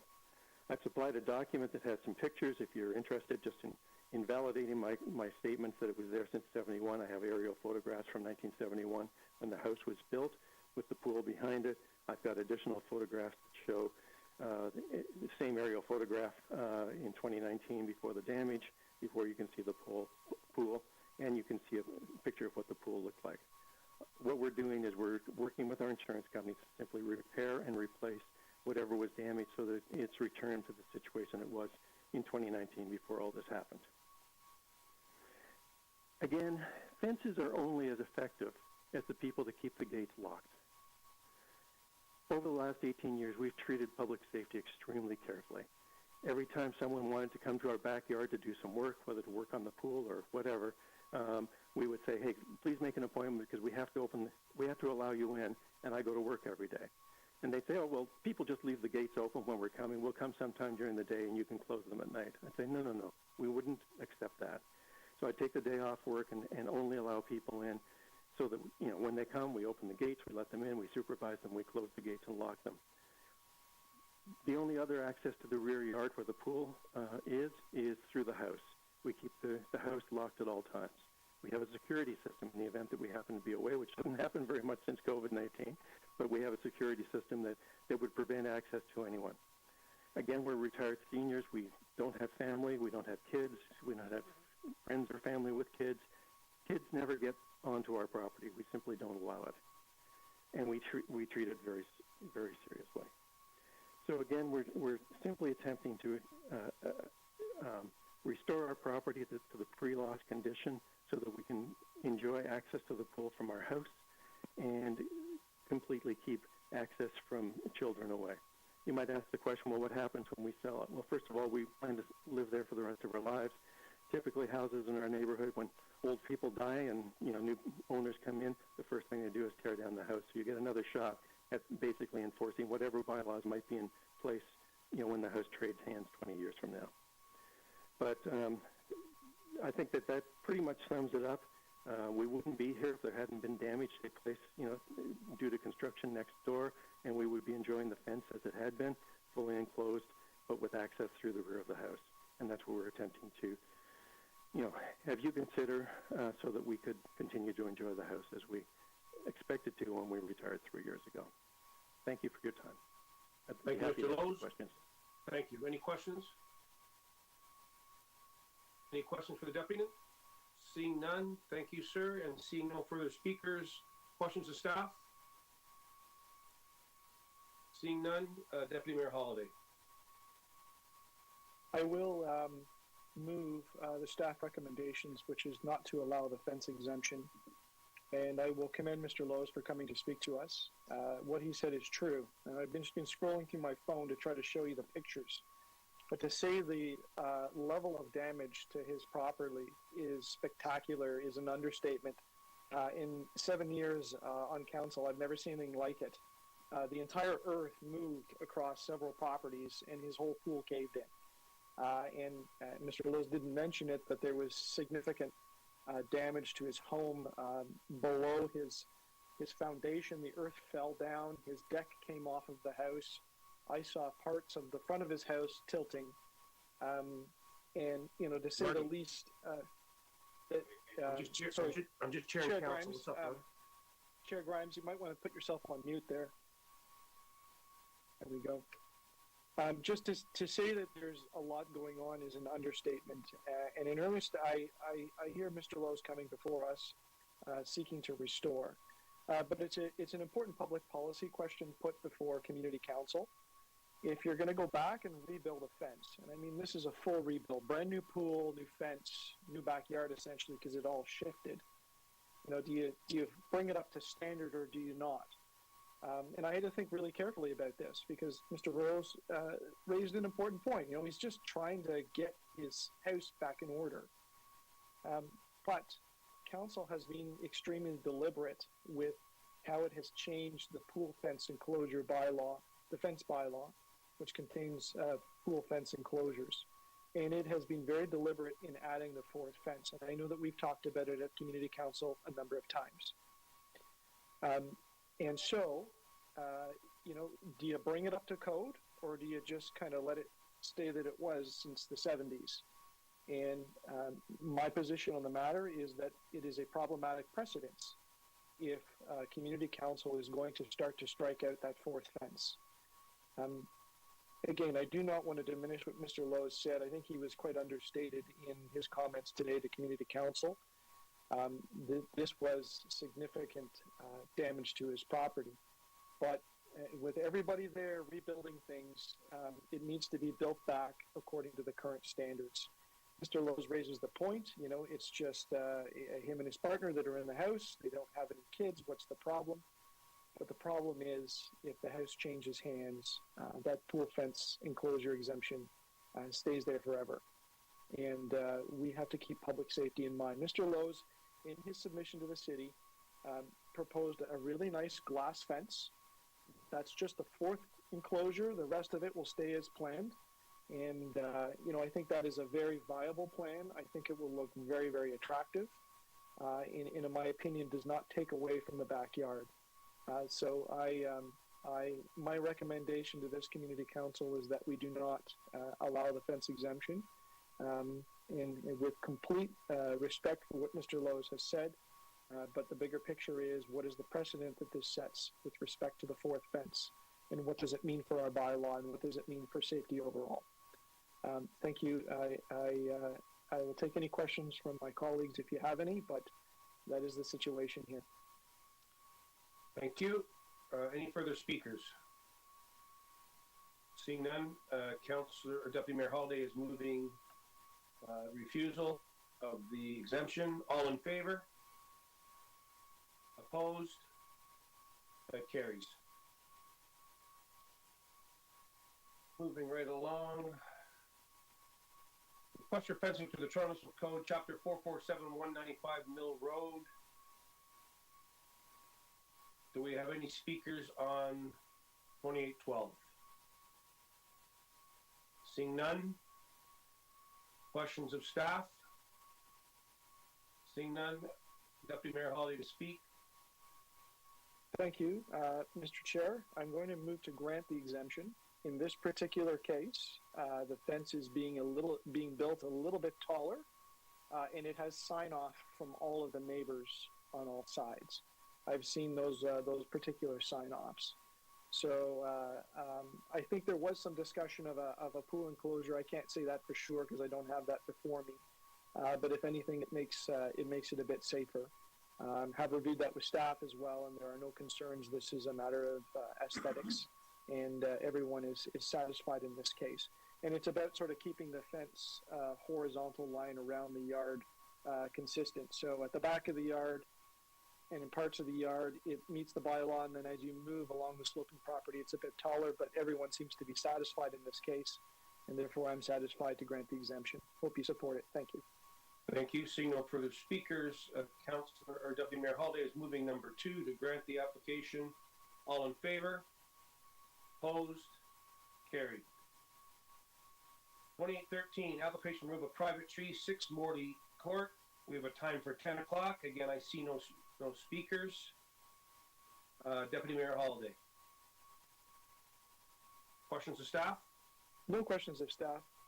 Okay, any questions of staff? Seeing none, Deputy Mayor Holiday, speak. I will. My apologies, Mr. Chair. Is someone from Forestry available? Really a process question. It should be. Yes, I am. There you are. Oh, hi, Max. How are you?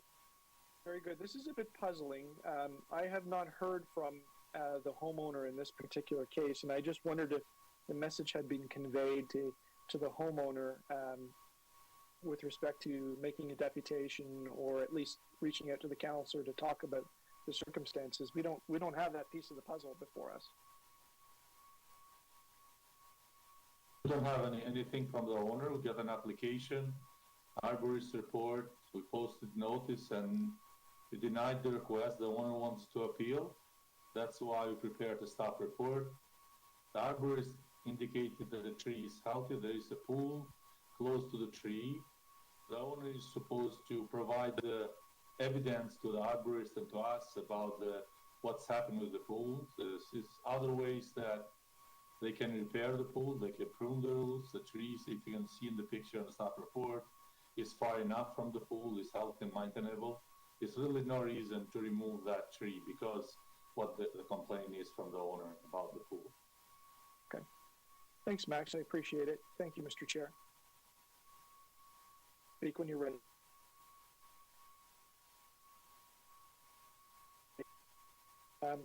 May I go ahead, Mr. Chair? Deputy Mayor to speak.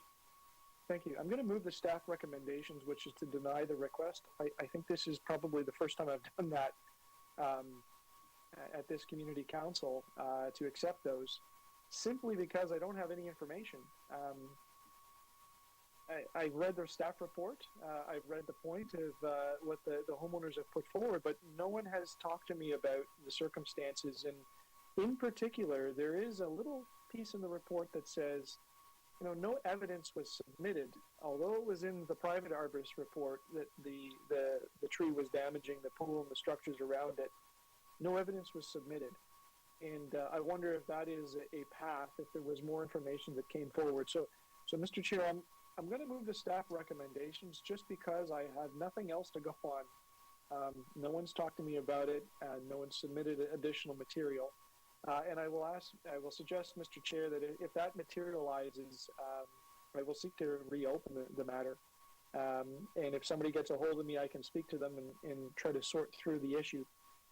But at this point, I'm going to suggest the staff recommendations, and we'll move forward. Thank you. And I would say, among the councillors, I'm probably the most permissive when it comes to trees. But in this case, I got nothing to go on. Well, so thank you. Okay, so Councillor Holiday's moving the denial of the request. All in favor? Opposed? Carried. Moving right along, 2018, Deputy Mayor Holiday. Parking, 18, construction staging 300 to 304, the West East Mall. You held the item. Questions of staff? No questions of staff, but I do have a motion. Any questions of staff? Seeing none, Deputy Mayor Holiday, the floor is yours. Thank you. I'm going to move 2 recommendations. The first is to forward this to City Council without recommendations. And the second is request that the appropriate staff meet with the applicant representatives, the applicant representatives from Bloorley Middle School and with myself to resolve concerns regarding dust emissions from the site. And that is to say, in the last few days, I've received a couple of contacts with grave concern over dust being emitted from the site. I cannot get to the bottom of it in this period of time, but I would like some assistance from staff, whether it is MLS, the building department, transportation, or all of them, to see if we can hone in on the issue and to work with the school. So I'm quite confident we can sort this out before the item is considered in its final form at council on December 15th. And this has to be approved by council because of the TTC route. So I hope you will accept my recommendations to forward it without recommendations because I don't know exactly what it is, if it needs to be changed, or if it needs to be changed.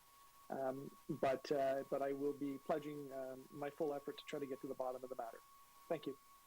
Any further speakers? Seeing none, Councillor Holly's motion will be on the screen in a minute.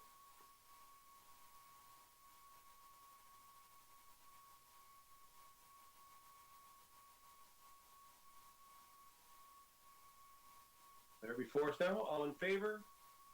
Opposed? Carried. Next item is 2820, Assumption of Service Register Plan 66M to 2474, 2277, 2295 Sheppard Avenue West and 100 Mainshep Road, Lindvest Properties. Councillor Pritchard, you held the item. Do you have questions to staff?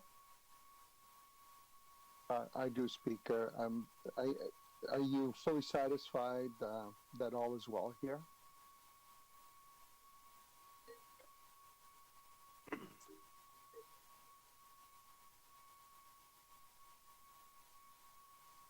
That was a question to staff, right, Councillor Pritchard? It was, yeah.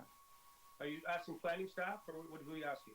Well, I'm asking the folks that are recommending assumption, the engineers, planning, buildings, I don't know, whoever they are, right? So, good morning, Chair and members of Council. It's Grace Tessa. I'm the Manager in Development Engineering, Etobicoke York District, and we did get sign off from all divisions regarding this assumption, so we are satisfied.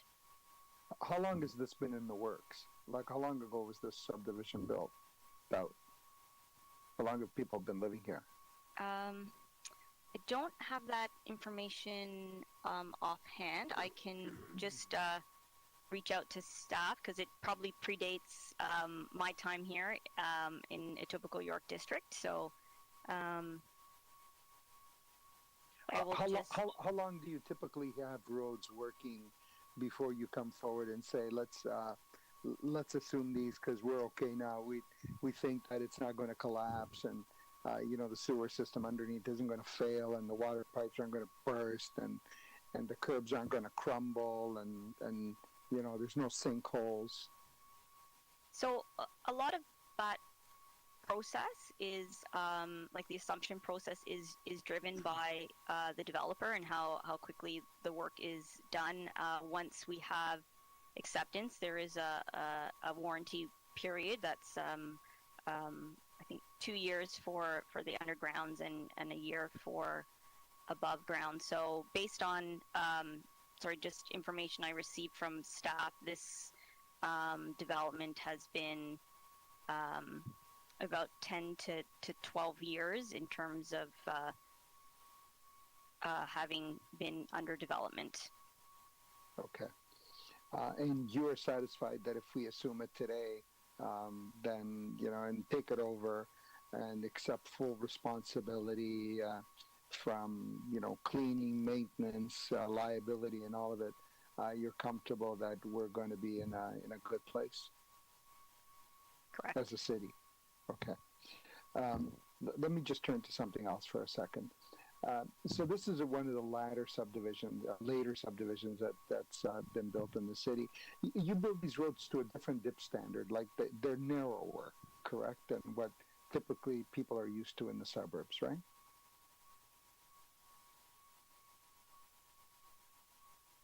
That was a question.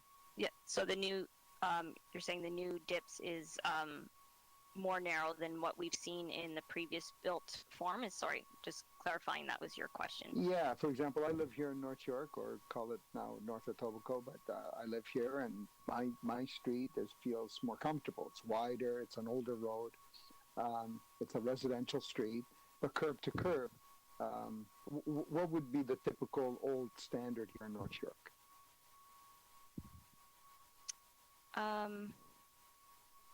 I'm not certain. I know that, I guess, just to answer your initial question, that the cross section now would be different than and more narrow than what you would have seen previously. So but I could get sort of Okay, information so on. but you would agree with me that these are the narrower roads, right?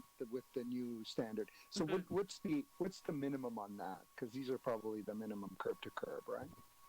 What's the minimum now?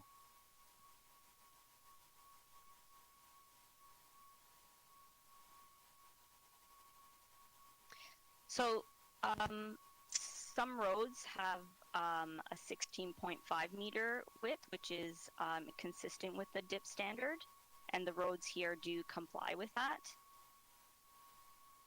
You're saying these roads are 16.5 meters wide? No, I'm saying that we're assuming? the So the typical roads that we're assuming, what's their width, curb to curb? so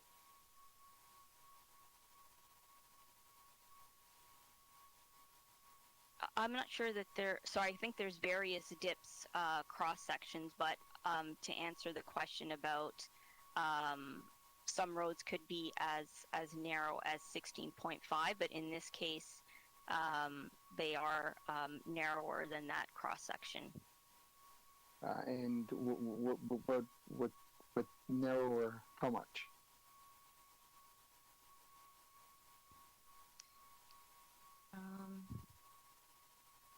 Sorry, I don't have all that information here. I can, if you just give me a minute, I can try and get all that detail for you. Okay, so let's just say they are narrower. Yeah, we all know they're narrow. So why do we now do the roads narrower? Like, we just don't want public highways to feel comfortable anymore? We just, we want to make them more uncomfortable for cars? Like, what's the what's the Planning 101 academic reason for that?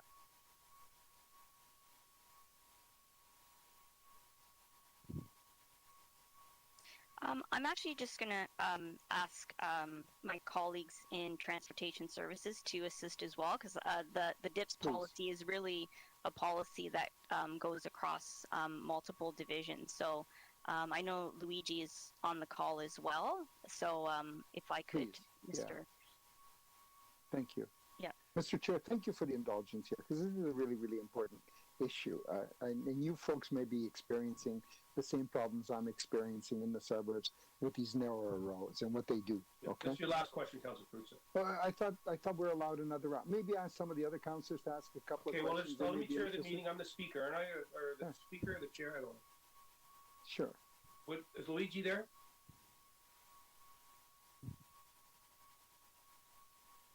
Good morning, Mr. Chair. I'm here.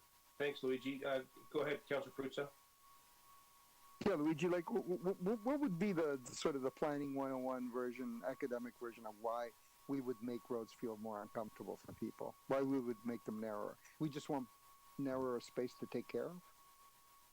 Like, what's through the chair, I guess the short answer would be that we're trying to design roads to accommodate all different modes of travel and not necessarily just the automobile. And therefore, I guess the standards for the pavement width, which I think, Councillor, that's what you're referring to. You're referring to the pavement width of the road.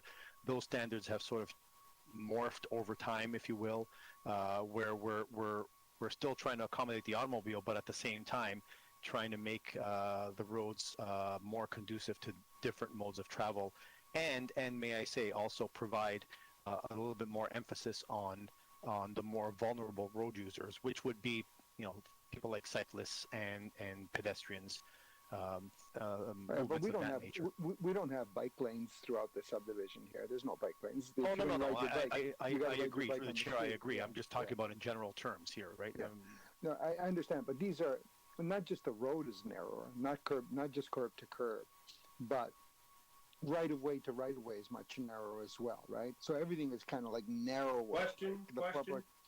But so Luigi, so if we're making everything narrower, so what's the academic 101 planning reason why we want to make roads, residential streets, narrower, feel less comfortable for everybody concerned, pedestrians, cyclists, I think he motorists? just answered that question, Councillor. No, he didn't. He actually said the reverse. He said he wants to make them feel more comfortable, and I'm not understanding why it's feeling more comfortable if it's narrower. Through the chair, so I guess, Councillor Perruzza, your description of making the roads feel less comfortable, I'm not so sure I understand that. Okay. I think it would suffice to say that whatever design elements we have for these public roads, I believe that we are trying to design them to occupy as little land as possible, but at the same time make them comfortable for all modes of travel. Right. Occupy as little land as possible. Who does that benefit at the end of the day? If we make them occupy as little land as possible. Well, I mean, there are multiple beneficiaries of that. Number one, the city is a beneficiary of that, because why would we want to take on more land than what we actually need? There's no point in it. It's additional maintenance costs on behalf of transportation services if we have wider roads than were actually required, for one. And in general, why would the city want to take on ownership of more land than was actually required to allow for the services that are intended? And developers get to build more stuff because they have more land to build on. Narrower streets, narrower requirement, smaller requirement to get. Question? They're one of the principal beneficiaries of us requiring less land, correct? Last question. Yeah, sure. Through the chair, I would say the beneficiaries of narrow roads are multifaceted. It's not just the developers, it's also the city, as I tried to suggest earlier. All right, good, Luigi. Thank you. So that's been more for over 10 minutes. Just one last little question. So Luigi, you've been on these roads recently, right? Would you say yes or no to the following characterization, that these roads are just simply a big, huge public parking lot? Through the chair, I'm not sure I can answer that question. You don't have to answer that question, Luigi. You don't have to answer that question. Okay. Thank you, Councillor Perruzza. All right. Sure. Seeing no further questions, I have this in Councillor Nunziata's order. Is that correct? No? It says on my sheet. Is this your word, Councillor Perruzza? Yeah. Okay. Councillor Perruzza to speak. Are you going to move the staff recommendations? Yeah, I'm going to do that, Speaker, to assume the roads, because people in this area have been anxious to get their $500 deposit back, because that's really, sort of the driver of these things, or whatever the deposit was that they want to get back. So I'm happy to do that. But I want to say this, Speaker. In asking questions, and listen, in fairness to Luigi, listen, he did a commendable job in trying to answer my questions. So we got this lower, we call it a dip standard, but we're making roads narrower. Okay, I don't know the reason why. I guess I understand how we got here. Developers always pushing to give up less and less and less and less, so that they could get more and more and more and more. And some sort of, somebody in planning 101 at Ryerson is saying that, you know what, if we make roads narrower, there'll be fewer cars. And lo and behold, magically, our city will work better. And they all go to these planning schools and they drink the Kool-Aid and they all come out saying, yeah. Oh man, that makes like eminent sense. Like the car's gone tomorrow. Well, Speaker, Mr. Chair, that in the suburbs doesn't work that way. Because if you go into the subdivision that was just built a little while ago, the driveways are shorter. The space between the curb and the sidewalk is narrower. The roads are narrower. People have more cars than ever. And it's just the biggest issue in this area here is parking. You know what people would like to turn a local parkette, a local area that was given over for a park into? A parking garage, a parking structure. Hello? They say, forget the park, give us a parking structure. because you allowed this development to happen with like very, very few parking spots. Nice homes, big homes, $1 million homes, all the rest of it. And it's like no parking, no parking, no parking. So you got these really narrow roads and everybody's just parking on the streets everywhere. And then it's not enough. And our planners just sitting there watching this thing saying, I don't know, man, did I do a good thing here? Okay. Like the cars have gone away. Or I don't know. Maybe the intention, the real intention, the planning 101 thing, you know, when these planners are going to, you know, to Ryerson or to wherever it is that they get their planning degrees, is, you know what? Driving should be a privilege, and it should only be for the rich in the future. Maybe that's the real reason. Whatever that vehicle ends up being. And whatever that vehicle runs up.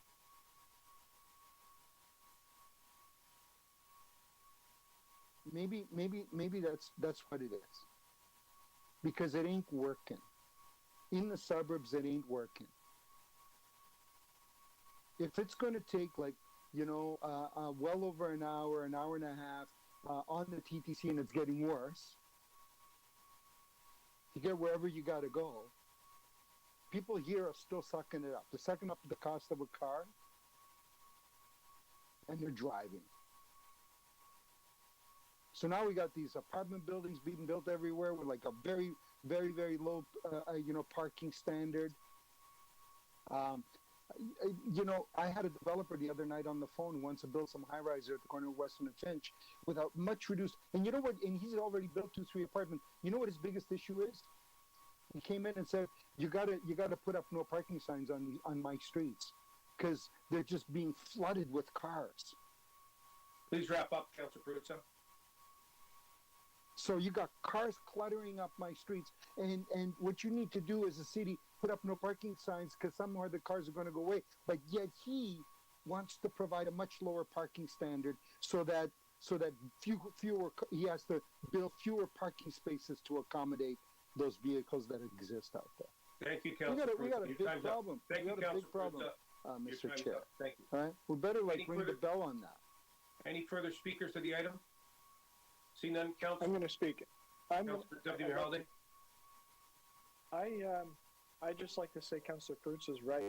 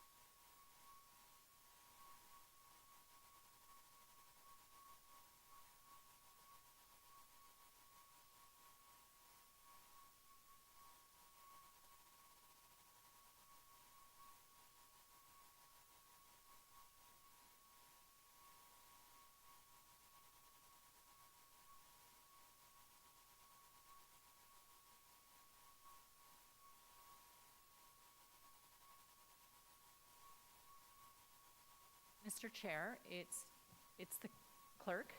Can you hear me, Mr. Chair? Mr. Chair, can you hear me? It's the clerk.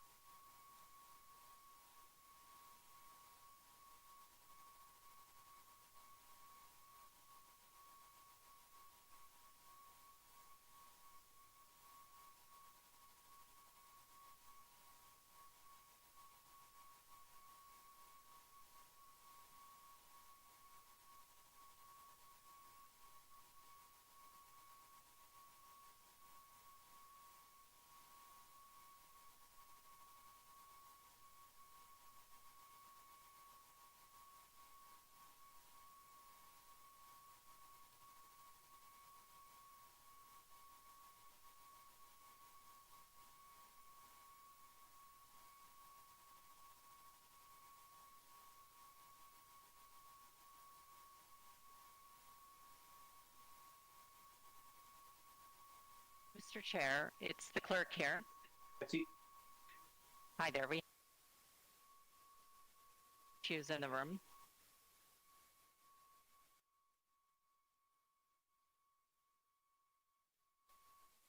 And we are just trying to fix No everything problem. here, so give us Okay. another minute. No problem. Wait on you. Okay.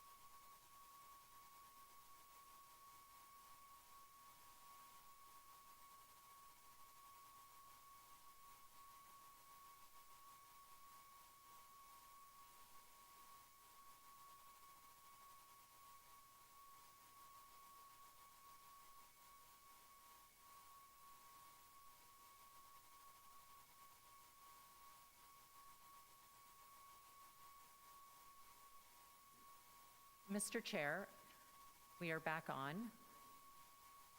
and we may resume the meeting. We were on item non-residential demolition application for 1844 Weston Road, so item 22 on the Great. agenda. And this is the last item, correct, Nancy? Besides the bills? That is correct. Thank you very much. Okay, 20, non-resident development application 1844 Weston Road. Councillor Nunziata walked it on this morning. Councillor Nunziata, questions of staff? No, I just have a motion that the staff. Okay. The floor is yours. Okay, so if the staff could put up my motion.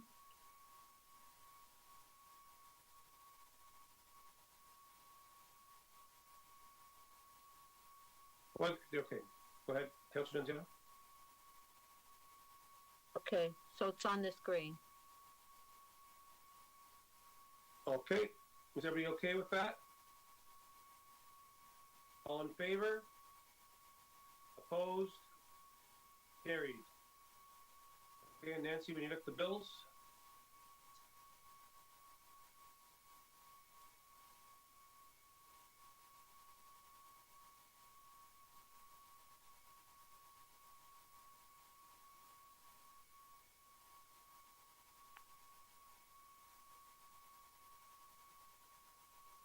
The Statutory York Community Council passed and declare as bylaws bills 903 to 907 prepared for the November 22, 2021 meeting 28 of the Community Council. All in favor? Opposed? Carried. Is there another one? And that's it. One more? There is one more.